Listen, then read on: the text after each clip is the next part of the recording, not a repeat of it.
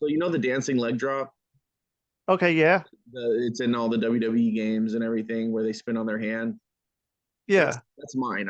I came up with that move. I created that move. Oh shit, okay. Yeah, and it's a mix of between, and nobody really knows this, but it's a mix between breakdancing and wrestling. It's a move called the 1990, which is where you go and you spin on one hand. So it's actually called the 1990 leg drop. It's Rusty Diamond, motherfucker. Yo, man. Oh, Miss Rusty. Welcome to the Public Access Podcast on the Rusty Diamond Podcast Network. I'm your host, Rusty Diamond. Find me anywhere, rustydiamond.net. Today, I am back for the second show after my 3-month water park hiatus. Who gets to do that? Who gets 3-month water park hiatuses? I didn't go every day, but I went some. So, but I go and I do a lot the rest of the year. So that's cool. So you guys are here and thank you for being here. And today I have Lou Jacobs and Cool Explosions.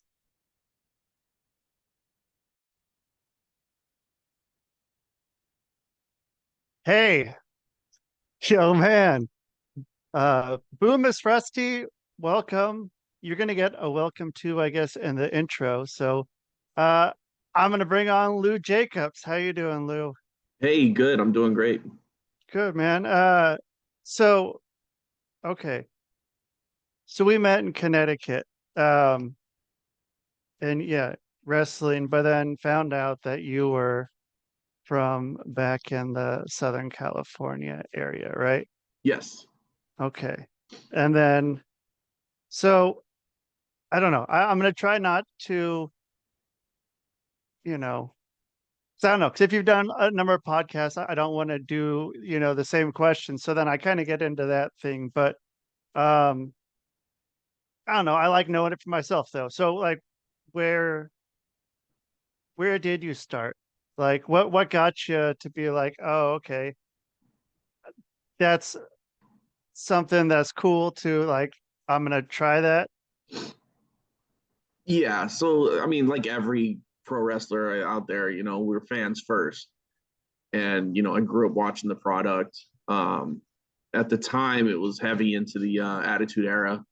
Um, Around high school, around '99, and I found a school to go to in Oceanside, California, called California Championship Wrestling.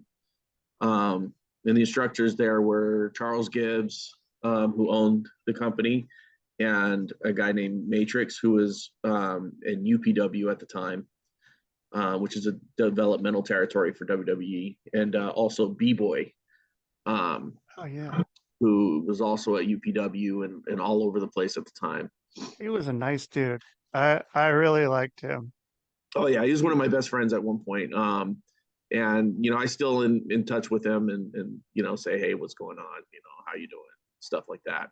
I love Benny. One of the best dudes I've ever known. Really helped me in my career, showed me a lot of things, was a great mentor. Hell yeah. Um, and okay, so you said you came in like 99 watching. So what was it? Was it your friends that were Yeah, well, a lot of my saying you gotta friends. watch it? Well, I was already watching it, and I was already a big fan. And my friend showed me an article in the newspaper that there was a school, and so right after I graduated high school, I joined that school.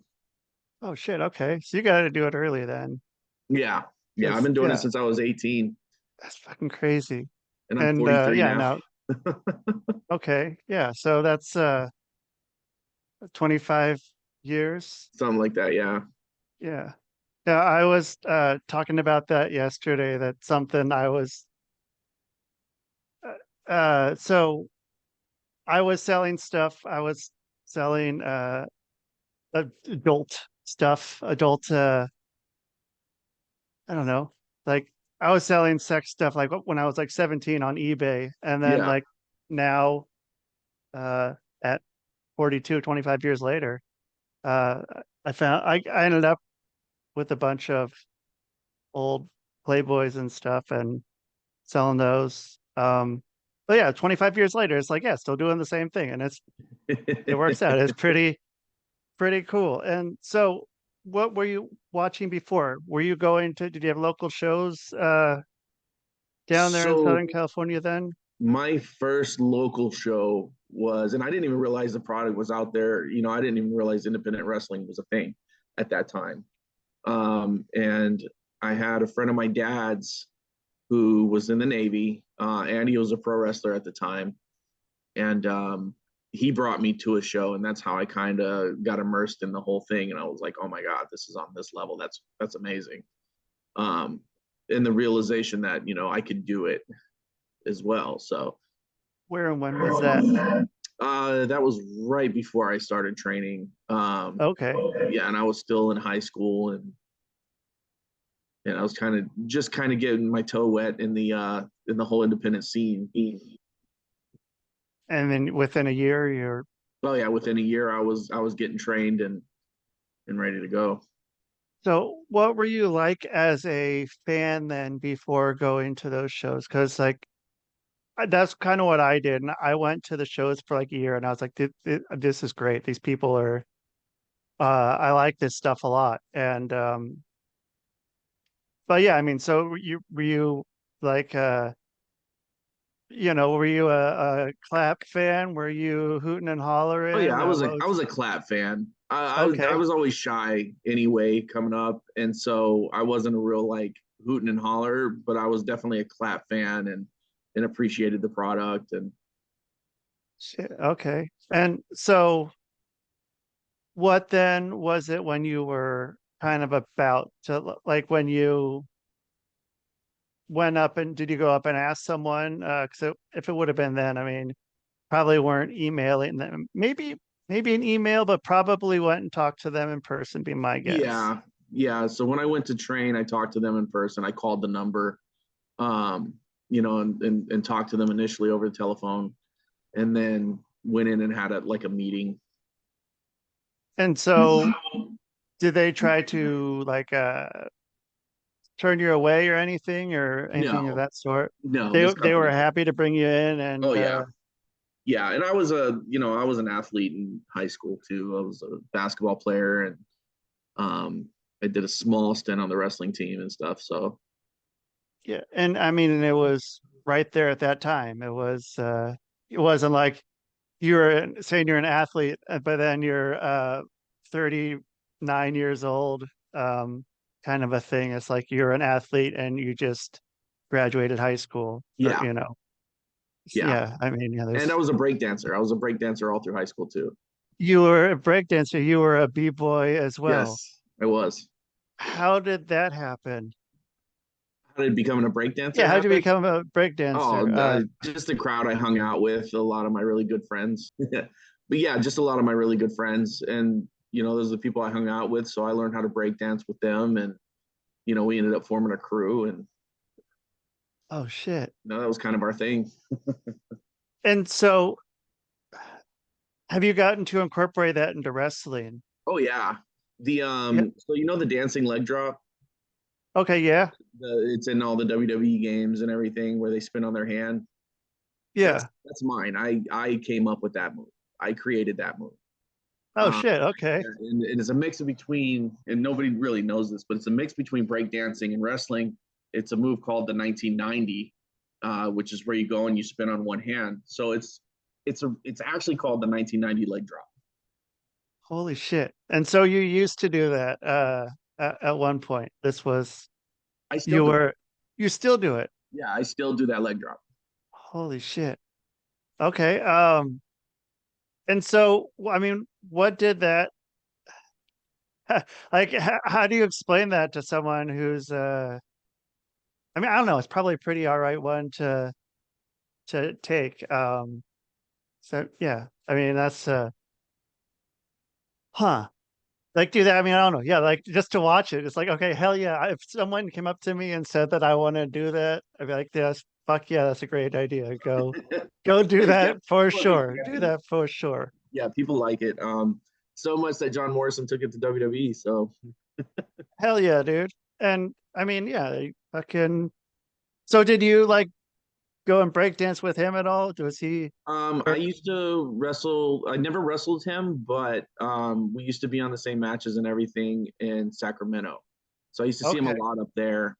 Um, yeah, and we crossed paths a ton of times. And even now, like I've talked to him, not too long ago, and we kind of talk about those old days about Sacramento before he was signed and stuff. Yeah. And then so would that would have been like what was like Big Ugly there and Vinny Massaro and people like that up in Sacramento? Was Oh that yeah, kind of I remember Benny really okay? well. He was Okay, also in cool. XPW with me when I was signed with them. Okay, how was that? How was that experience with Oh man, that XPW? was incredible because I was what 2 years in, and then getting picked up into this big company.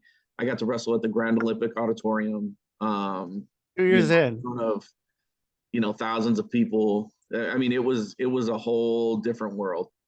It was awesome though. Hell yeah.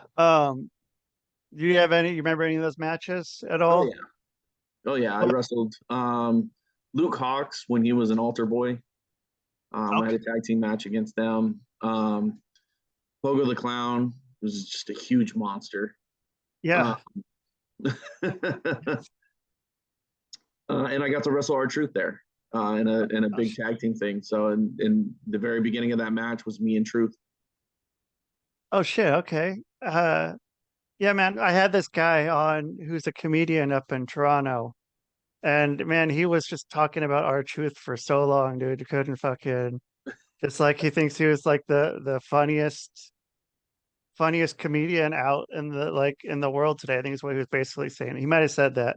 Yeah. Oh, I'm Truth not is sure if I'm quoting him. hilarious. He's hilarious, but in person, it's even better. Like Truth is one of those dudes that's just a really good dude. It's time to pay the bills. You will sleep better than you have ever slept. You've never been this relaxed. Are you ready to change your life?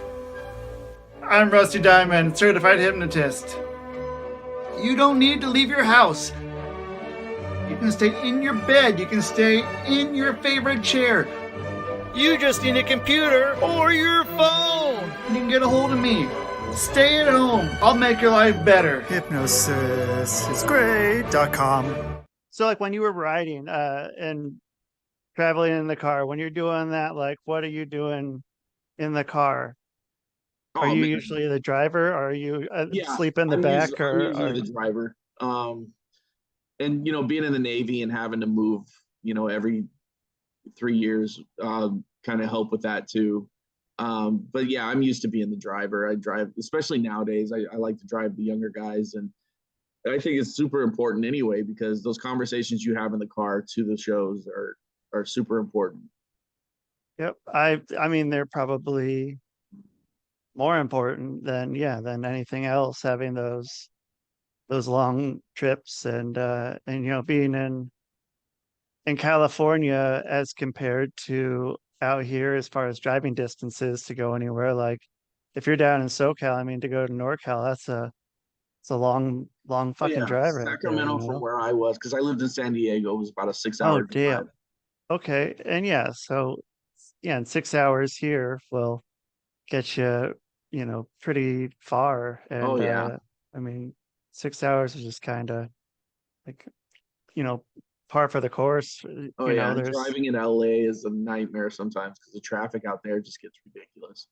so how do you plan that if you're like if you have a certain call time that you have to hit, is there more flexibility out there like for hitting that call time? Because like I got stuck in traffic, like, well, it is fucking LA, so Yeah, you got to account for that. If you live in the area, you know better. Um, you got to account for the traffic time, and you just got to leave early enough to be able to get there in time.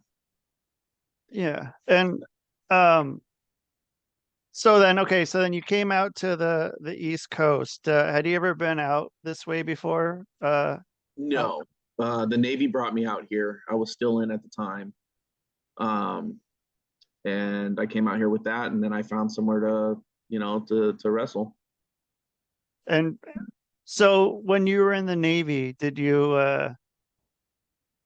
were you stopped then, or was it like, No, I was still wrestling, but I'd wrestle smaller companies here and there. It okay, wasn't as big as what I was when I was in California, and that's because deployments and things like that. Every time I deployed, I'd have to take a small break.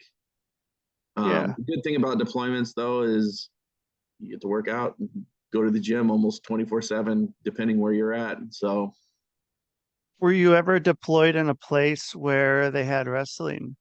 no, No. no, Okay. unfortunately. Yeah. And that would have been nice. Yeah, get it on. Oh yeah, that would Um, be fun. yeah. And then, so then how long were you in the Navy for? 13 years. Oh shit. Okay. All right. Yeah, I did 4 deployments. I 13 years. Wow.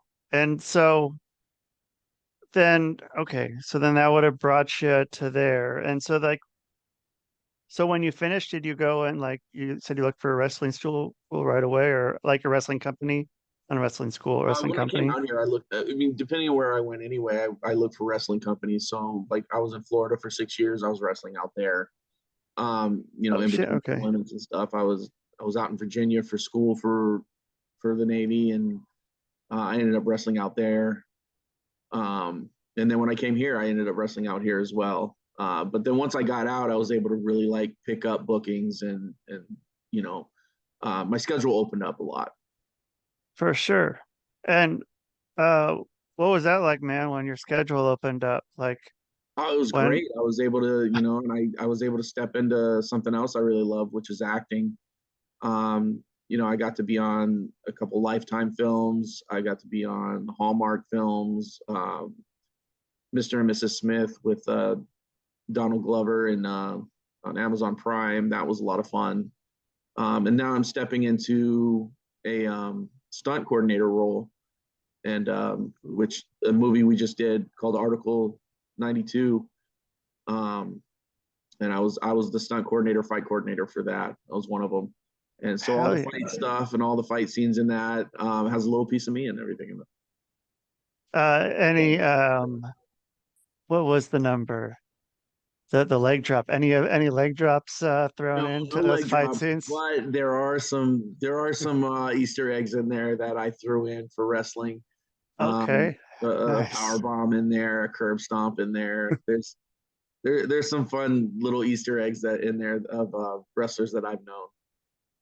And so then how was that like switching to like I mean, yeah, doing the fight coordinating. Did you so were you doing stunts then before, or were you No, no, I started doing that here. I got the opportunity to work with a guy named Joe Hawks, which is Hawk Studios, which did Article 92. okay. And they let me on and let me be a part of the stunt team and the stunt coordinator. And that really opened up that world to me, being 24 years in wrestling. And it's been phenomenal. Like I've had such a great time doing the stunt thing, and it's a lot less on my body. So, That's on everyone else's body. They're taking all the bumps. They're the people that are bumping all over, oh and yeah, yeah, and it's fun to teach the actors how to fight and what kind of reactions they should have when getting hit in a certain way and things like that. So, and yeah. all the actors that I've worked with have been phenomenal. Okay. And so I mean, have any of them like been punched in the face or No, anything not a like lot of that? them. You can Okay. definitely tell the ones that have and haven't been in fights before, because you Right. have to kind of give them a little bit extra instruction on okay, if you get hit in the face, this is kind of the reaction of what we're looking for.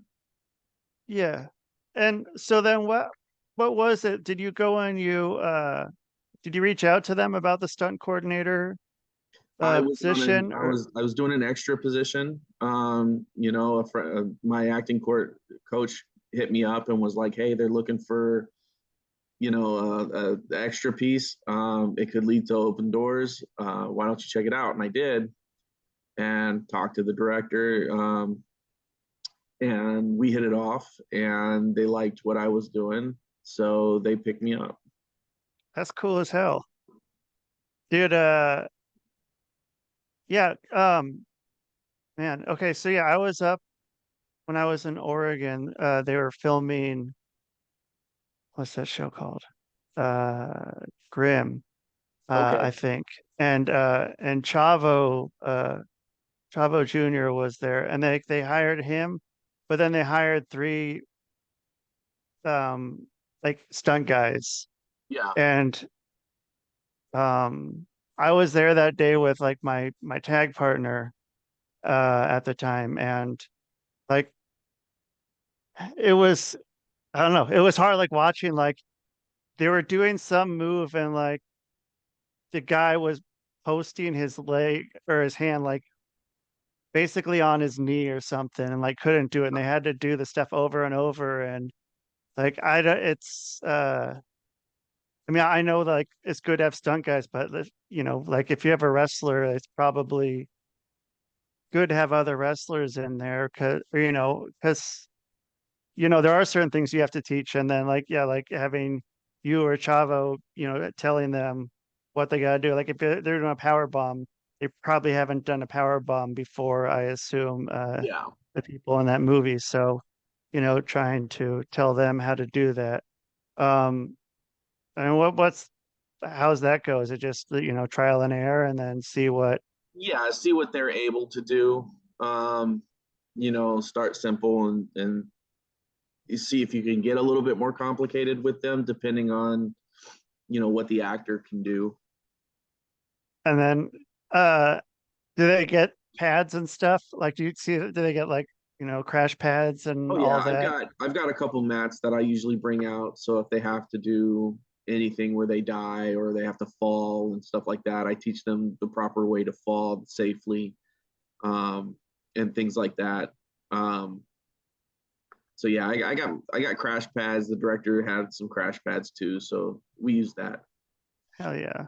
And yeah, it's different than, yeah, I mean, yeah, someone else taking bumps, like they get crash pads, like they got it, you know, Oh yeah, taking because it. the actors they're not used to taking those, break falls and things like that. They're not specifically trained in stuff like that unless they've gone on their own and did individual training.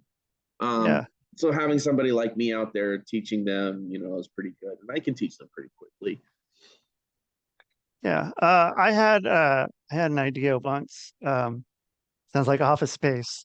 Uh, but that um like strippers when they start out, like having them go and meet with somebody that can teach them how to fall, Yeah. like especially from like, yeah, because some of those like just very basic bumps, I think could be, if you ever maybe me now, yeah, looking for another career, like just like for that first little bit, because yeah, I've seen some of those.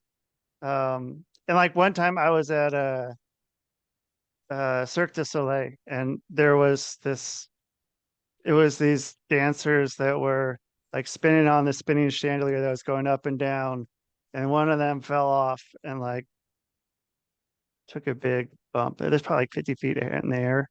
Maybe Oh not wow. 50, but it was pretty high. And you just Yeah. hear a, yeah, big, but um, yeah, no, I've seen some strippers fall, or seen it on videos. And that's could break an arm pretty easily, or break a lot of things. You Oh yeah. got to be safe. And so, okay, that side note, yeah, of that. Um so then are you getting movies, are you having to go into the city to go do these, or are they filming further out? I have a couple times. I've done a couple in Mystic, Connecticut, so that's not too far from where I Oh, live, which is you get, awesome. oh man, dude, I got some lobster rolls out there when like when we came out to like check out Connecticut, uh went to Mystic and got some lobster rolls out there, man. That shit's amazing. Yeah. And so were you filming what is that, Mystic Pizza Part 2, Electric Boogaloo, That something, would be an or interesting film, though, right? We're all breakdancing for pizza. yeah. Hopefully someone hears this and wants to make that now, because I think that would be We got to a breakdance to pretty. save the pizza place that's going to be shut down. I would watch that. I would watch that movie. So someone fund that and set Lou up here to be the stunt coordinator for I want to be in for that one. I don't, yeah, yeah. Okay, have him star in it. I think it'd be good. And so is that what you're working on right now out there at Mystic, or did you finish up that project? we finished up Article 92. Okay. That should be out sometime next year. The trailer's already out on YouTube. So if you search on YouTube Article 92, you could look at the trailer. Hell yeah. And see that. That was, oh man, that was such a fun film.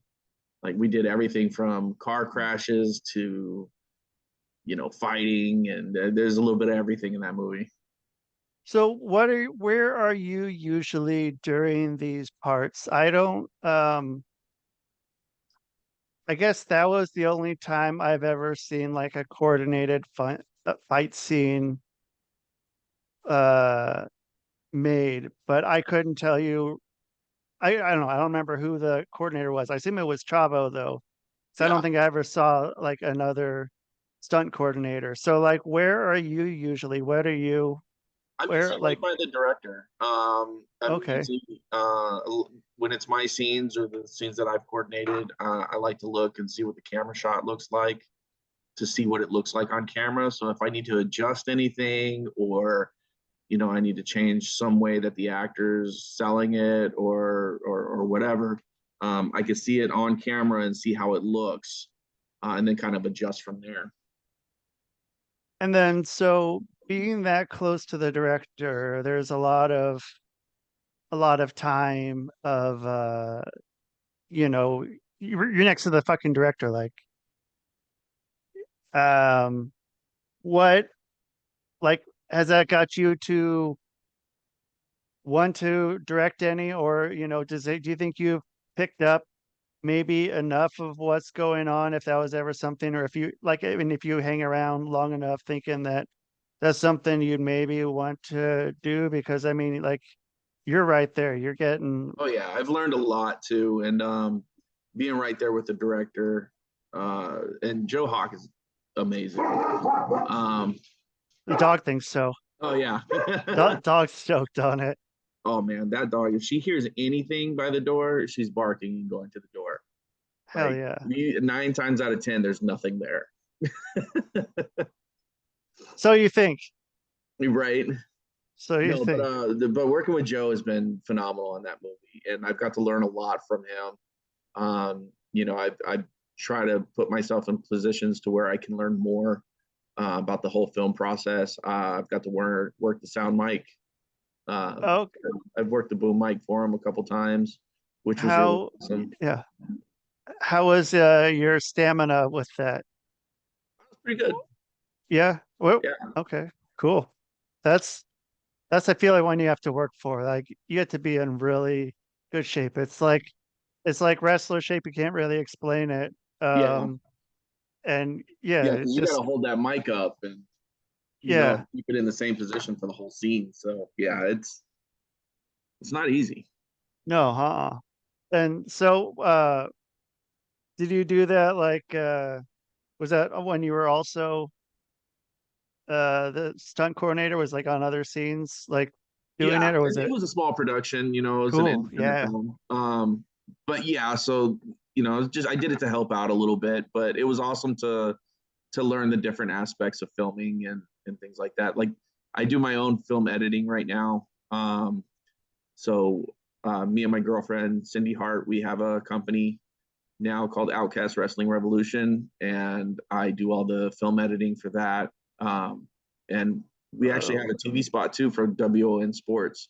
So I'll be Cool. doing all the editing and everything for the shows. Right now I'm doing for 30-minute episodes. And we're putting it out. Our first episode is on YouTube now. If you search Outcast Wrestling Revolution on YouTube, you'll see our logo, and that's how you know it's us. And the first episode of our show is out. Sweet.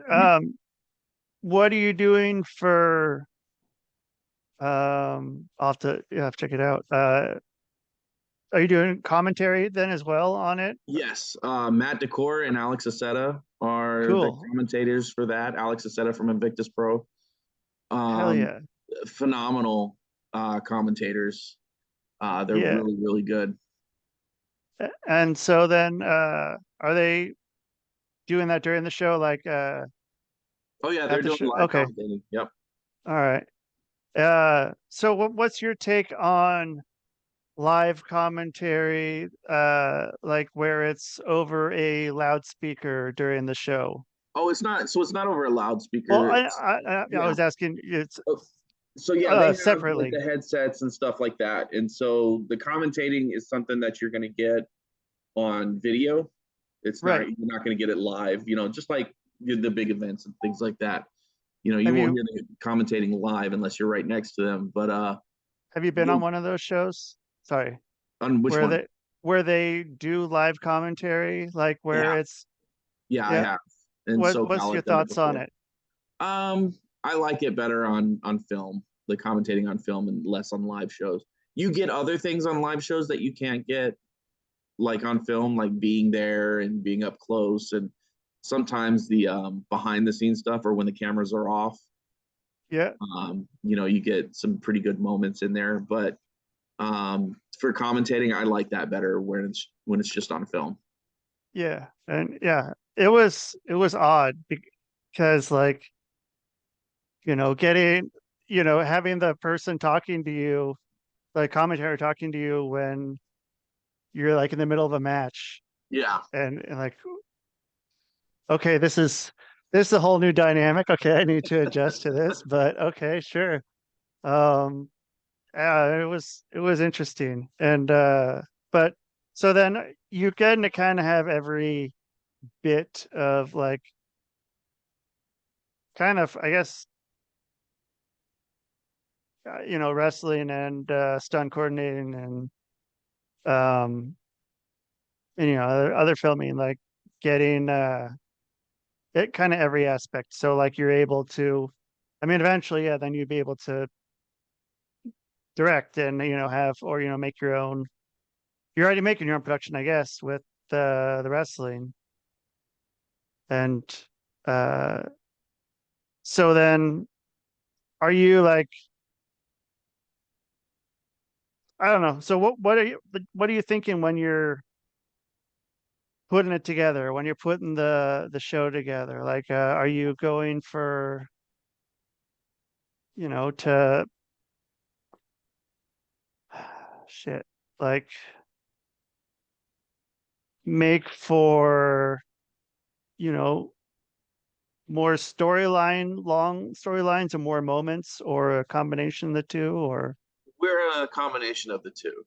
We okay. have some really good storylines coming in, and they're just going to get better. And then also, we also like the flashy stuff that people like to see too. Yeah. And so okay, so then what was it that got you to say I want to have my wrestling company? I've been wanting to do this for a long time. Initially, depending on how things worked out here with acting, I was going to go back home to Texas. That's where I was born. That's where my family's from. And I was Okay. going to try and open up a company there.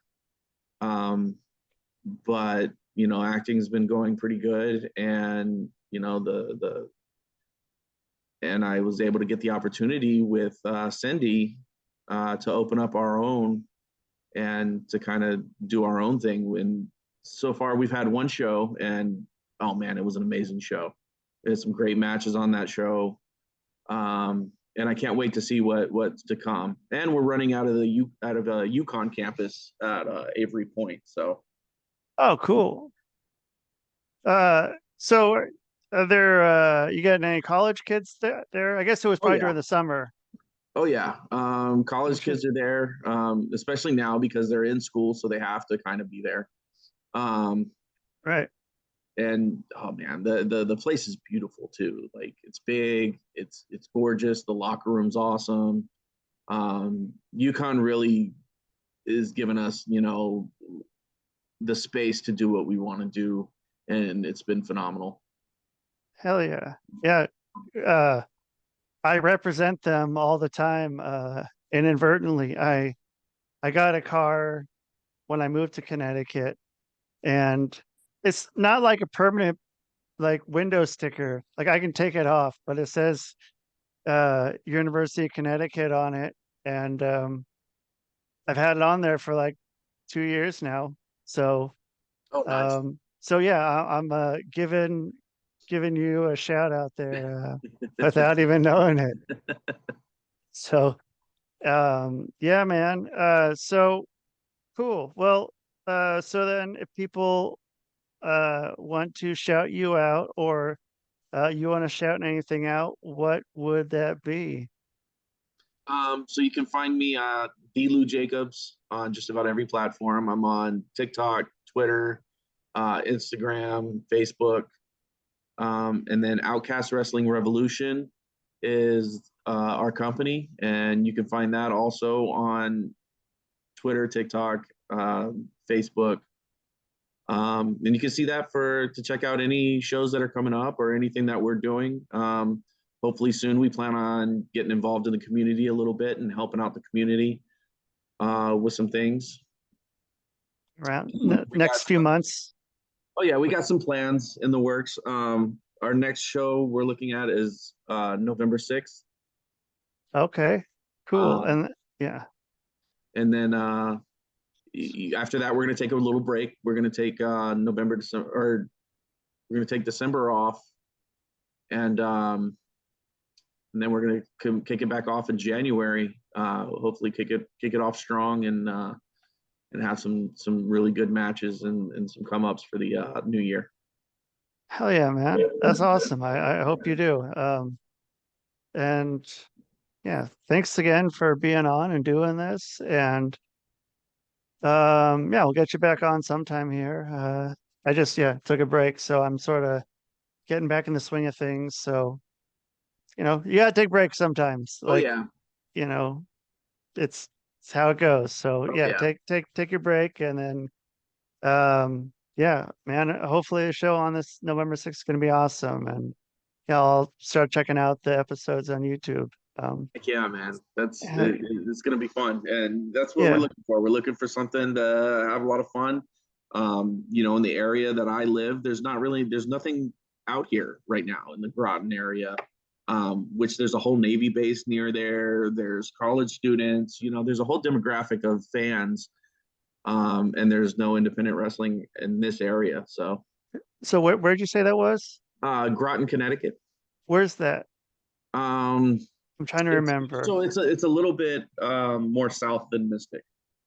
It's about 4 exits south of Mystic. Oh, okay, cool. Yeah, that would be a sweet area out there. Like, there's totally nothing out there. Okay. And it's right near the submarine base.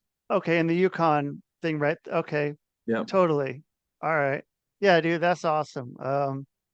Yeah, it'd be cool for anyone who coming out there from inland too. Like, oh yeah, and it's a veteran-owned business, so me being a veteran, if you want to come out and support veterans, we're a huge supporter of veterans.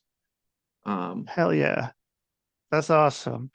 Well, cool. Well, hope you have a great rest of your day, and we'll talk again soon. All right. Awesome. You too, man. All right. All right. Hey, that's Lou Jacobs. Check him out. I'll put all the information somewhere on the internet with this episode. So thank you, everyone. And that is the show. Man. Boom.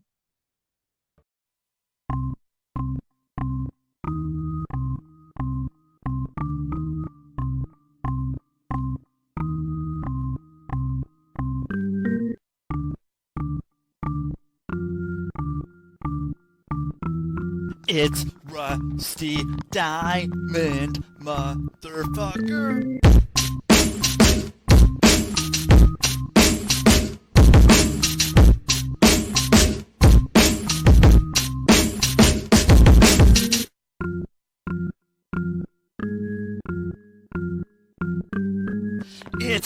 Rusty Diamond Motherfucker.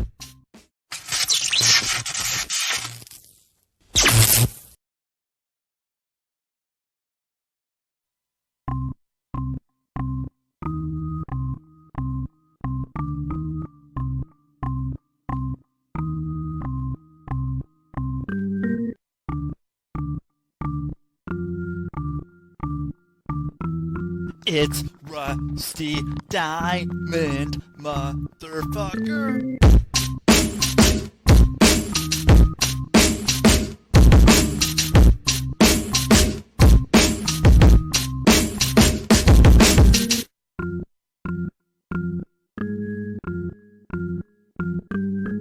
It's Rusty Diamond Motherfucker.